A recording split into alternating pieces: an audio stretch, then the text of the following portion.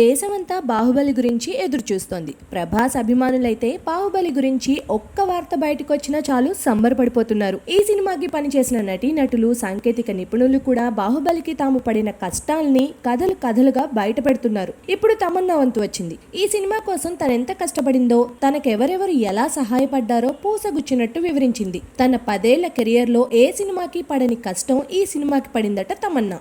ఒక్కొక్క సీన్ కోసం ఏకంగా 18 గంటలు కష్టపడాల్సి వచ్చిందట. శారీరకంగా, మానసికంగా బాగా అలసిపోయేదట. రాజమౌళి, ప్రభాస్లు తనకెంతో సహకారం అందించారట. మరీ ముఖ్యంగా ప్రభాస్ ఇచ్చిన చిట్కాలతోనే తాను అంత బాగా నటించగలిగిందట.